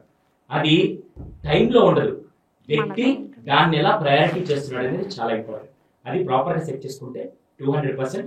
ఎవరైనా అంబానీ మాత్రం కోట్లు సంపాదిస్తున్నాడని చెప్పడం కాదు, వీళ్ళు మాత్రం సక్సెస్ అయ్యారని చెప్పడం కాదు. ఎవరైతే టైంని ప్రాపర్గా సెట్ చేసుకొని టైంని ప్రాపర్గా ప్రయారిటీ చేసుకుంటారో వాళ్ళు డెఫినెట్గా లైఫ్లో సక్సెస్ అవుతారు. స్టార్టింగ్ లో నేను కూడా ఇట్లనే టైం వేస్ట్ చేసిన సార్. నేను ఏదో పెద్ద ఇది కాదు, కానీ వస్తుంటే నేను కూడా ఫస్ట్ పేపర్ మీద రాయడం చేసిన. ఎందుకంటే నా టైం ఎందుకు ఇంత వేస్ట్ చేస్తున్నా నేను అని. ఈ పాట విన్నప్పుడే సార్, నిజంగా చెప్పాలంటే ఈ పాట విన్నాకనే నేను పేపర్ పైన పెన్తో రాసుకోవడం జరిగింది. ప్రొద్దున ఏం చేయాలి, సాయంత్రం ఏం చేయాలి, నాకు ఎంత టైం మిగులుతుంది, ఆ టైంలో నేనేం చేయాలని ఖచ్చితంగా పేపర్ పెన్ మీద రాసుకొని మన టైంని మనం ఎట్లా వినియోగించుకోవాలి అనుకుంటే అట్లా వినియోగించుకోవచ్చు ఖచ్చితంగా. ముందు కొంచెం కష్టమైనా కానీ రాను రాను మనకు అదే బెస్ట్ అవుతుంది, మంచి లైఫ్ కూడా ఇస్తుంది. అది నీదే బెస్ట్ ఎగ్జాంపుల్ తల్లి. సార్ ఇప్పుడు ఏ పండగ చేసినా కానీ దావత్ అంటే ఫస్ట్ గుర్తొచ్చేది మందే పెట్టకపోతే వాళ్ళ ఇంటికాడ అది పండగనే కాదన్నట్టు చాలా చీఫ్గా ఇస్తారు. మా ఇంట్లో అయితే మీరు నిజంగా చెప్తున్నాం సార్, అనిల్ అసలు మందని అస్సలు యాక్సెప్ట్ చేయడు. వాళ్ళు ఎంత పెద్ద తోపైనా సరే మంది అయితే పెట్టాడు, ఎంత తిండైనా పెడతారు. కానీ ఇప్పుడు మా పెద్దవాళ్ళు ఏం చేస్తారంటే, మీరు తాగరు మీ పిల్లలకి అలవాటు చేయాలని మాకే తిడుతున్నారు. ఏం కాదు ఇప్పుడు కాకపోతే రేపైనా తాగుతాడు కదా వాడు, మీ సాటుకు తాగుతాడు మీకు తెలుస్తుంది అని అంటారు. అసలు ఎందుకు పేరెంట్స్ ఇట్లా అవుతున్నారు, పేరెంట్స్ మైండ్ సెట్ ఎందుకు ఇట్లా మారిపోతుంది అర్థం అవ్వట్లేదు సార్. కొంతమంది చిన్న పిల్లలకు వాళ్ళ పిల్లలకు ఒక మూత తాగు 2 మూతలు తాగని ఏదో గారభం ఇంకా నవ్వకుండా తాగిపిస్తూ ఉంటారు. అది రేపు పెద్ద అయినాక కొంప ముంచుతాను తెలిసి కూడా తాగిపిస్తారు సార్. అలాంటి పేరెంట్స్ మీరు ఎట్లా మోటివేట్ చేస్తారు? అమ్మ, అనిల్తో పాటు నేను కంప్లీట్ అగెయిన్స్ట్. నేను ఇప్పుడు దాకా ఓపెన్ ప్లాట్ఫామ్లో చెప్తున్నాను, నేను స్మోక్ చేయను, నేను మందు తాగాను, నేను పార్టీలకు వెళ్తాను, అన్ని దగ్గర దావతులకు అన్నిటికి వెళ్తాను. ఇప్పటిదాకా నేను మందు స్మెల్ కూడా చూడలేదు. చాలామంది పేరెంట్స్ చెప్పే విషయం తెలుసా, రేపటి రోజున పెద్ద అయితే ఎలాగ అలవాటు అవుతుంది కదా సార్ అని చెప్పి చిన్నప్పుడే అలవాటు చేయాలన్న రూల్ ఉందా? లేదు కదా. చాలామంది ఇక్కడ చేసే తప్పు ఏంటంటే, నాకు కూడా కౌన్సిలింగ్కి వెళ్ళి తీసుకొచ్చి మా వాడు మామూలుగా మందు బాగా తాగుతున్నాడంటే నేను ఫస్ట్ లాజికల్గా అడిగా, మందు ఎక్కడ నేర్చుకున్నానంటే ఆ చిన్నప్పుడు మేమే తాగిచ్చాం సార్. ఇప్పుడు అడిక్ట్ అయ్యారు మీకు తెలుసా, చిన్నప్పుడు అడిక్ట్ అవుతారా? లేదు సార్, మా వంశంలో అందరూ మామూలుగా మా ఖాందాన్లో ఉంది దావత్లో ఇది మామూలుగా రెగ్యులర్ అని చెప్పి మేము అలవాటు చేశాం సార్. అది కాకుండా ఇప్పుడు మరీ వ్యసనంలాగా మారిపోయింది.